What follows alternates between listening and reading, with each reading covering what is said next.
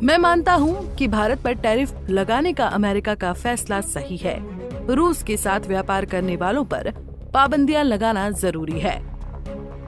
Ukraine के राष्ट्रपति Volodymyr Zelensky ने भारत पर अमेरिका के 50% टैरिफ लगाने के फैसले को सही ठहराया है। जेलेंस्की का कहना है कि रूस के साथ व्यापार करने वाले लोगों पर पाबंदियां लगाना जरूरी है।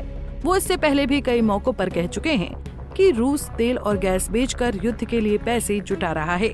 उन्होंने कहा कि अगर रूस को मदद पहुंचाने वाले देशों पर अमेरिका सख्ती बरत रहा है तो इसमें क्या गलत है। एबीसी न्यूज पर जेलेंस्की से रूस, चीन और भारत के साथ आने पर सवाल पूछा गया था। इस पर उन्होंने अमेरिकी फैसले को सही ठहराया।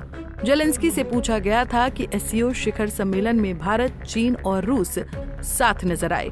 क्या अमेरिका का भारत पर 50% टैरिफ लगाने का फैसला उल्टा पड़ गया है? इस पर जेलेंस्की ने कहा कि ट्रंप जानते हैं कि रूस को कैसे रोकना है। पुतिन का हथियार ये है कि वो दुनिया को तेल और गैस बेचते हैं। उनकी इस ताकत को कम करना होगा। बता दें कि बीते 3 सितंबर को रूस ने रात भर में यूक्रेन पर 500 से अधिक ड्रोन और 2 दर्जन मिसाइलें दागी थी। उसके बाद यूक्रेनी राष्ट्रपति वोलोदिमिर जेलेंस्की ने कहा था कि रूस के हमले के मुख्य लक्ष्य नागरिक बुनियादी ढांचे, विशेष रूप से ऊर्जा सुविधाएं थी। रूस ऊर्जा सुविधाओं को सर्दी से पहले निशाना बनाकर अपने पड़ोसी को परेशान करने की आक्रामक नीति पर काम कर रहा है। यूक्रेनी वायुसेना के अनुसार हमलों में मुख्य रूप से पश्चिमी और मध्य यूक्रेन को निशाना बनाया गया और कम से कम 5 लोग घायल हो गए थे।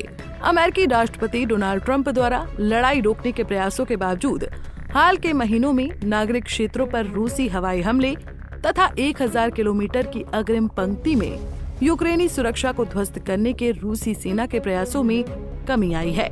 जेलेंस्की ने हालांकि ट्रंप के युद्ध विराम और रूसी राष्ट्रपति व्लादिमीर पुतिन के साथ आमने सामने शांति वार्ता के प्रस्तावों को स्वीकार कर लिया है, लेकिन क्रेमलिन ने इस पर आपत्ति जताई है। एससीओ शिखर सम्मेलन के दौरान पुतिन चीन में चीनी राष्ट्रपति शी जिनपिंग और उत्तर कोरियाई नेता किम जोंग उन के साथ साथ भारतीय प्रधानमंत्री नरेंद्र मोदी से भी मिले। वॉशिंगटन का कहना है कि ये देश रूस के युद्ध प्रयासों का समर्थन कर रहे हैं। उसके अनुसार उत्तर कोरिया ने रूस को सैनिक और गोला बारूद भेजा है। वहीं चीन और भारत ने रूसी तेल खरीदा है, जिससे अप्रत्यक्ष रूप से रूस की युद्ध अर्थव्यवस्था को मदद मिली है। रूस पर कड़े प्रतिबंध लगाने का आग्रह करते हुए जेलेंस्की ने टेलीग्राम पर कहा, पुतिन अपनी अभेद्यता का प्रदर्शन कर रहे हैं।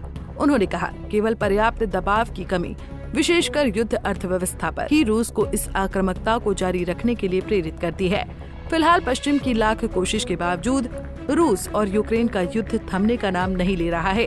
इसी बीच जेलेंस्की का भारत पर दिया गया बयान काफी विचारणीय है। ये दिखाता है कि यूक्रेन रूस के साथ साथ भारत से भी अपने वैचारिक मतभेद उभार रहा है।